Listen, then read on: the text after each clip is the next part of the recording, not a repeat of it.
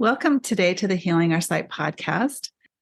I have with me today Elisa Beth Haransky-Beck, who I met at the COVD annual meeting that I went to. Those of you who've been following me heard about that exciting adventure that we had. And we connected in a class and just found a lot of common ground. And I wanted to let you hear her take on what she does with developmental, or has done with developmental optometry, but really moving more into, I would say, her work in somatic yoga, embody yoga, and just the holistic view of vision, which I think is missing for most of us. Hi, Elisa. Hi, Denise. Thank you for the invitation and the introduction. I think that our listeners would like to hear a little bit about your journey into why you became an optometrist, first off, and then how that's kind of branched out or evolved into what you're doing, what your work is now in this kind of whole body view of our vision and our whole body wellness. Really, would that be accurate? Sure. So I became interested in professional school, meaning optometry school, really as an undergrad. So my undergrad degree was in biology with an emphasis in ecology. And I tried to get a job, and the only jobs that were available back in 1982 in that domain were in the area of cleaning up trash or, sewage treatment plants. And I couldn't get the job as a forest, like a forest ranger right out of school. And so I thought, okay. And my parents encouraged me to go on to professional school. And I didn't want to do what my perception was of an MD, a medical doctor, because I thought that's too much time, energy, and effort. And I don't want to be on call 24/7. And then I followed the lead of a friend of my father's who was an optometrist. I thought, this looks really good. I can do this like during the day, and then I don't have to take it home with me. And I learned, it's a good profession for a woman at the time. When I graduated in 1987 from the Pennsylvania College of Optometry, which is now Salus University, my class was the first class with 51% women and 49% men. Mm-hmm. And so, still where my practice is kind of centered in southwestern Pennsylvania, there are more men in practice than women. In here, we are in 2023. And then how did I evolve into becoming a holistic practitioner? Well, I've always had an interest in movement and dance. I wanted to be a ballerina when I was young. I took ballet classes from the time I was nursery school or pre-nursery school all the way through my first year of college. And, I auditioned for the American Ballet Theater and the School of the American Ballet called Joffrey back in 9th grade. Wow. And at the American Ballet Theater, there was a sign up on the wall that said, if you're over 5'7", don't audition. Oh, no. And I was 5'9" at the time, and I grew taller than that. And then I was accepted into the Joffrey Ballet for the summer program that year after 9th grade. But my parents would not allow me to live in Greenwich Village in New York for the summer. And I never forgot that. But so now what I do is I integrate movement work, the reflexes that underlie vision development, and somatic, very gentle resetting of our muscles and neuromuscular and organ and bone structure. These things underlie natural eyesight improvement. And so that's become my passion. And then I also integrate my background. I got a master's in 2019 in nutrition and reversing chronic and acute illness using really preferably the raw living foods, organic, veganic lifestyle. So some people think this is all really intense. And I work now with highly motivated people that are really interested in positively changing their world, their inner ecosystem, and also changing the outer world, because my strong belief now is very spiritually based. I'm also a spiritual nutrition counselor. I have a master's in that, a master's degree, a master's of arts. That as we shift our own awareness, our visual spatial awareness, our inner ecosystem, we are changing the world because we are the world. So, Okay. yeah. Wow, that is a lot to take in. It just occurred to me as you were speaking that I'm wondering if you've seen a connection between misalignment in the body and the eyes, because I was actually born pigeon-toed, extremely pigeon-toed, and had casts on my feet that moved my feet out for, I don't remember how many, I don't remember if my mom told me how many months, but as a child, an infant. And then after they took the casts off my feet, they said, they're still a little bit crooked, but she'll fix it on her own. And I remember walking into the church building and seeing that my feet were turned in and having that conscious decision to straighten them. And, always having problems with my feet ongoing through my life. And I didn't know if there was any kind of a connection there. So if you don't mind me asking, do you still have issues with your feet? I don't. Actually, I had body work done many years ago. It was probably 2007, 2008. I had orthotics in my shoes from the time I was 16 until that time. But after the body work, she lowered my arches. She moved everything around. All the bones in my feet had been in the wrong place. My podiatrist told me when I got the orthotics as a 16-year-old. But it all got moved around to where it should be, where the medical doctor said that would only be something they could adjust with surgery that would probably not work. The body work took care of that. I haven't had any problems with my feet since then.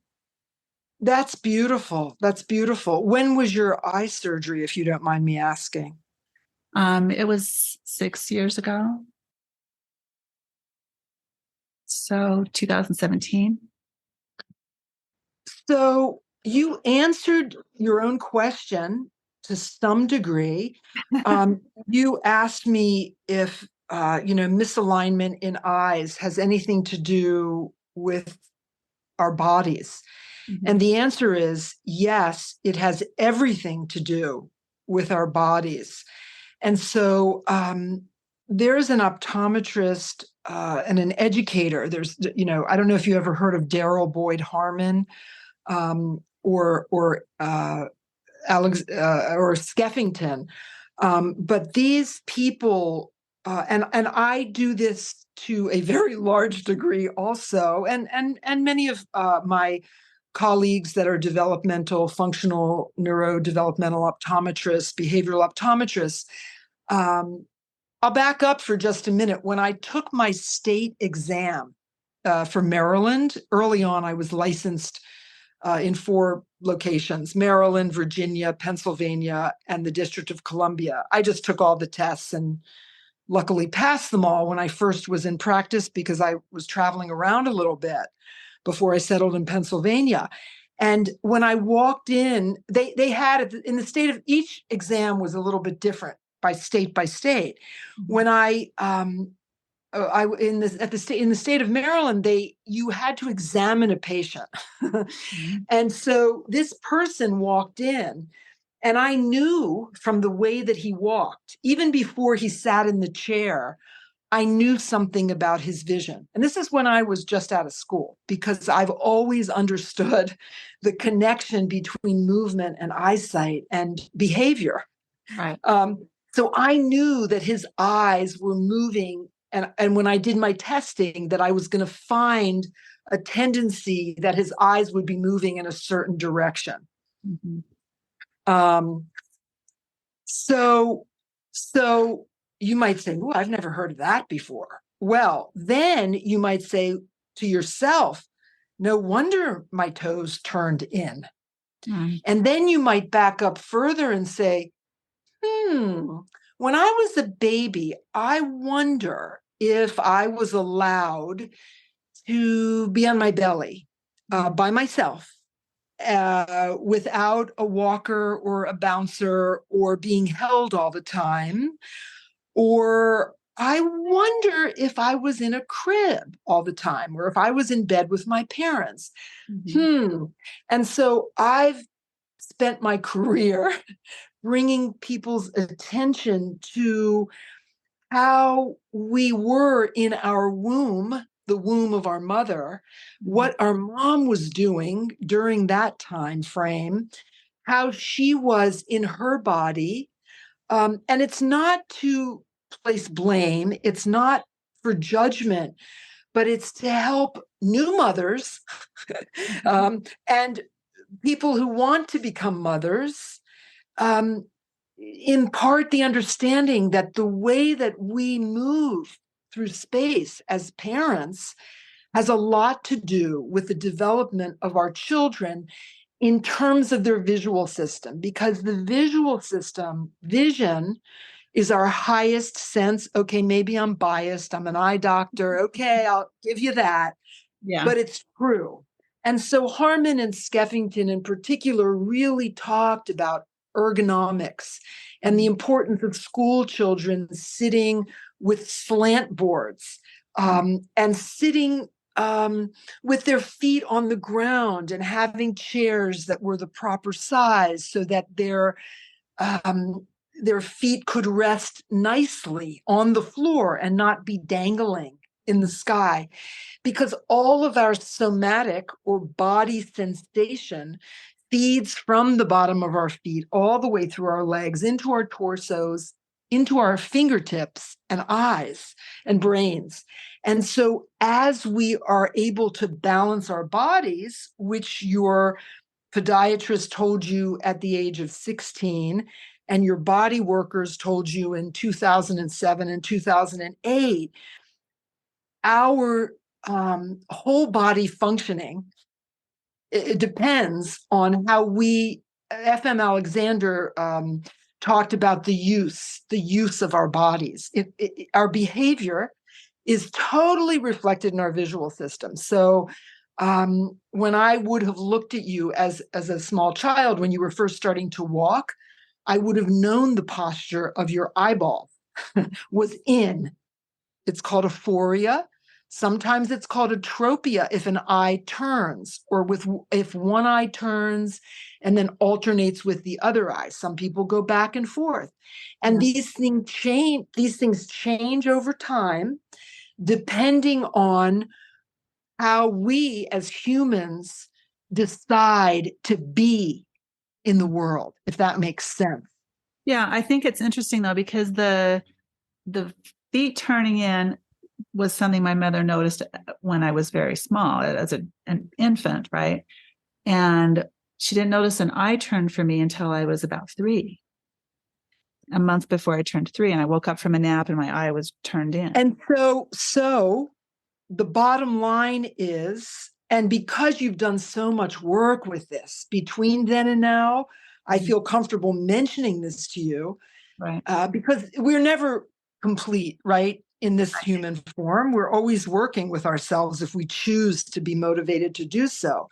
When she noticed that your feet turned in, if there was a practitioner that was aware of body work in the way that you had in 2007 and 2008, it's very much easier to work with babies than it is to work with adults. Sure. You know?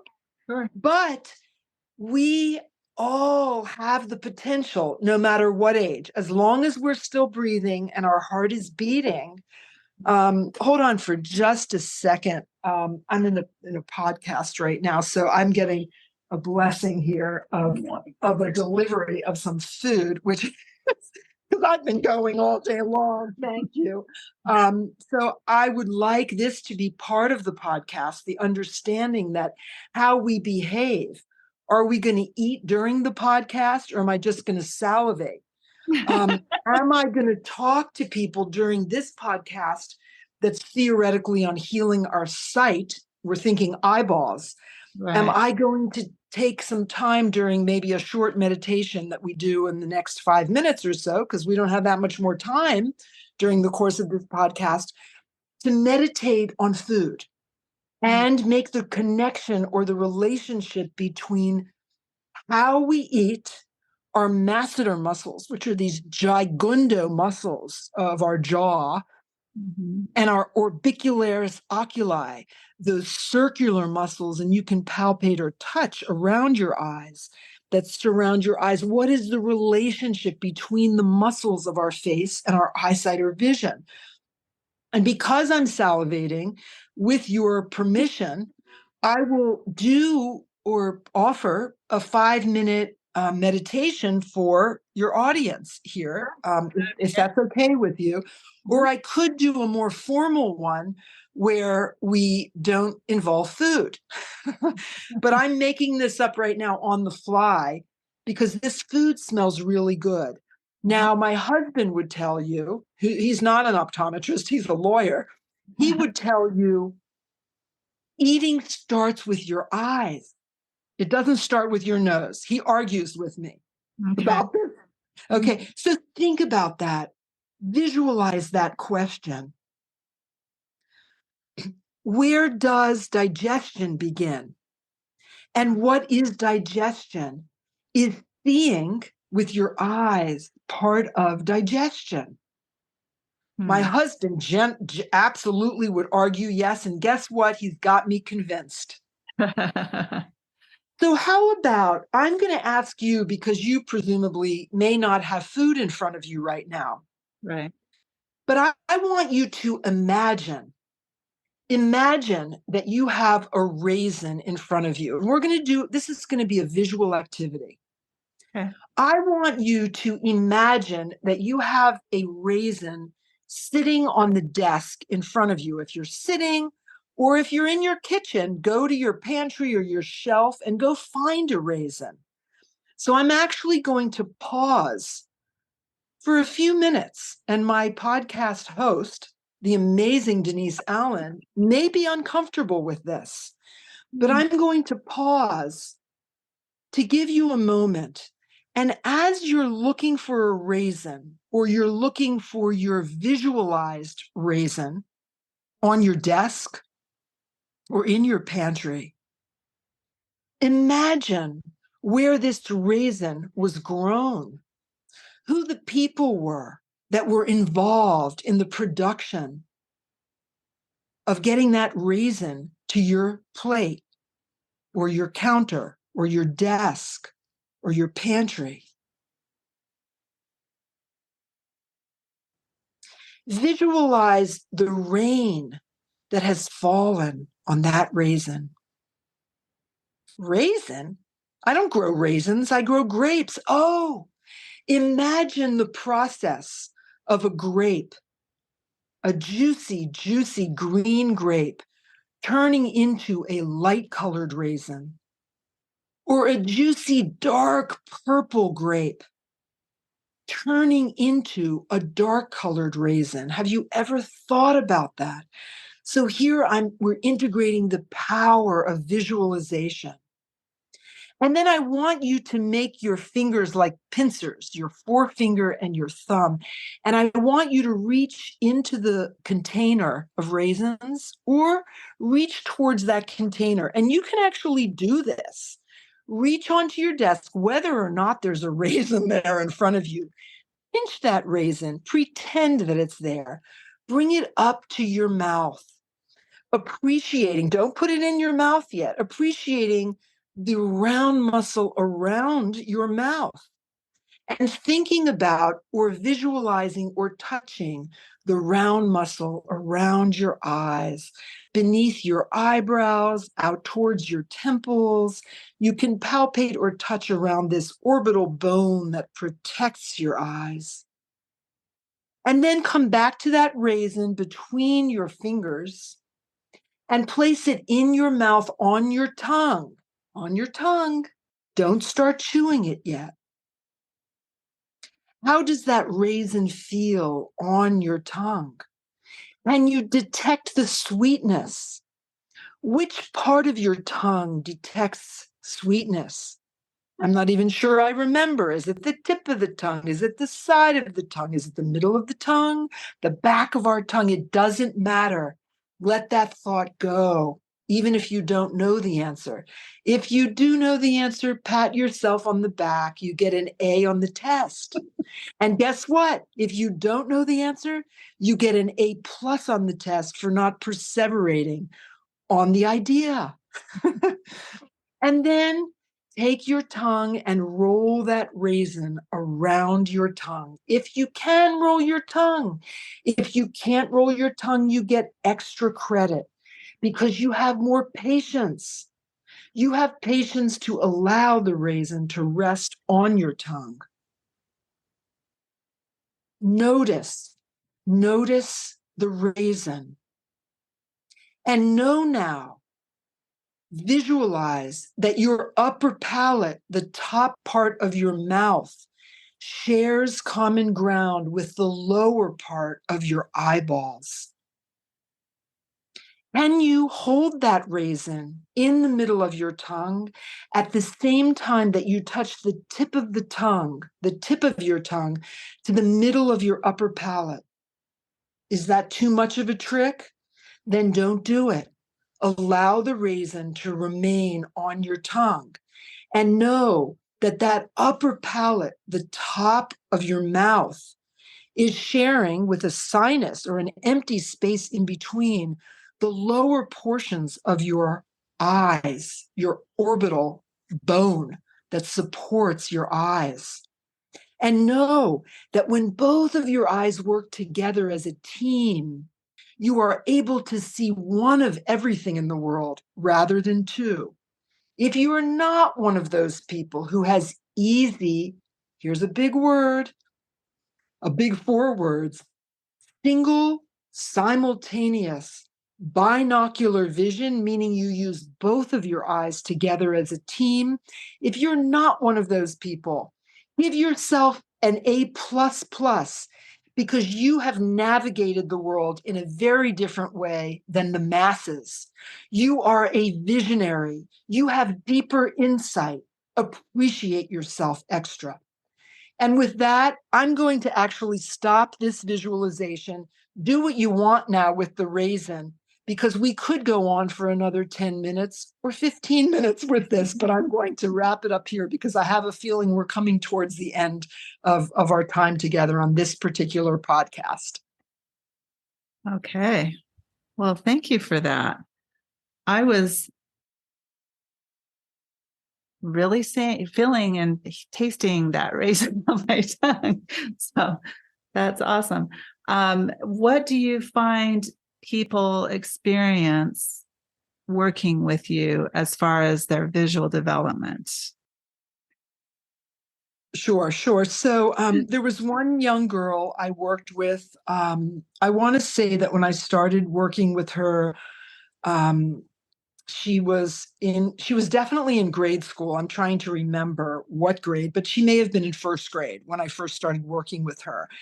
And when I did the evaluation, her eyes were not able to converge. People know this in today's terminology technically as convergence insufficiency, meaning one of her eyes was looking maybe at me as the practitioner at about 4 feet sitting in front of her. Her other eye was looking out the door of my office. Mm-hmm. At some distances, she could converge her eyes, meaning they would both look at the same point in space. but not easily, and certainly not for reading. She could not read. She was like failing out of school. She was in a program, very intense program, because she was an Orthodox Jew who had to take like a bilingual program. So she was studying both English and Hebrew, which meant she had to read from left to right and from right to left, which Wow. was a confusing thing in her body. So she couldn't get it on the paper either. This was before the kind of device that I'm working on, called an iPhone. It was before computers were used in schools, really. Okay. And how did I work with her? What did we do? What could a person expect that works with me in office? In the days that I was doing that, I'm working very differently now. Mostly virtually. And sometimes I work with people in the woods if they live locally in southwestern Pennsylvania. But I work very experientially. So we worked with lenses and prisms to help shift her visual spatial awareness in the office. We worked with walking rails and the prism glasses, where she would walk back and forth and let me know what she was noticing, what she was experiencing, maybe with a visual target across the room that she would be tracking, meaning moving her eyes side to side, or that she would be looking at something far away and then up close. So we helped with her near far focusing. And we would go outside and I would put large rings on the ground, and we would hop and we would skip and we would jump and we would do jumping jacks. And then I would send her home with home vision therapy, meaning movement techniques that I would give to her, maybe like some version, depending on where the person is in their movement development, but some version of angels in the snow on dry land or other kinds of activities. And I always work directly one-on-one with people, and I work right from where they are. So maybe that gives you a little bit of an idea. Now, before we start in vision therapy, we always rule out disease, pathology. We want to make sure that a person's visual status is not related to a brain tumor, for example, or a systemic disease like diabetes, or some other neurological issue or other kind of issue. And after that is all ruled out, we may or may not prescribe lenses, but the way that I have always prescribed lenses is in a preventative way rather than a compensatory way, meaning that I would often prescribe low plus lenses. So people know plus lenses who have never worn glasses before, when they hit the age of around 40 or 45, sometimes 50 or older, or sometimes never, if you really keep your soma or your body in shape.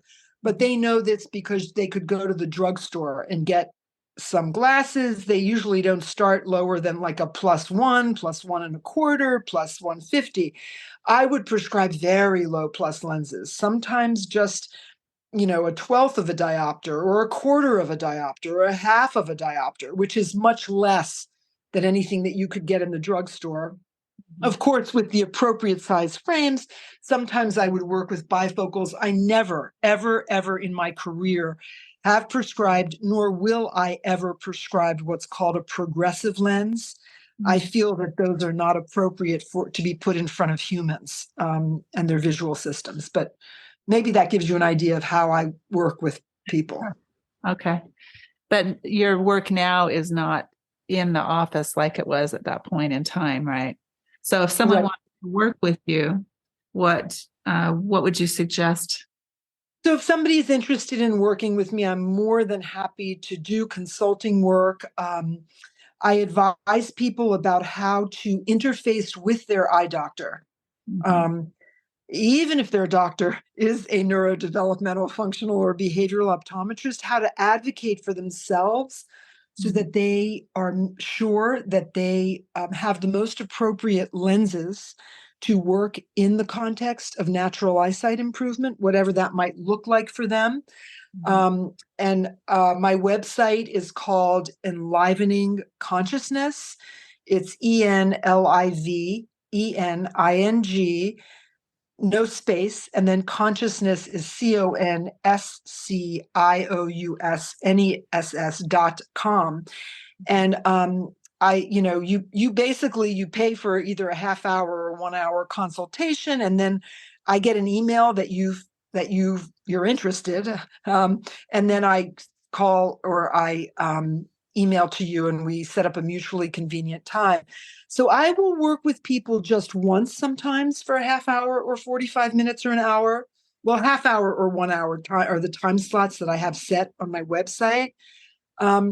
Sometimes people like to work week after week, or twice a month, or once a month for 6 months. And so I'll work with you however you see fit. I like to be a collaborator. I don't sell packages, at least not right now.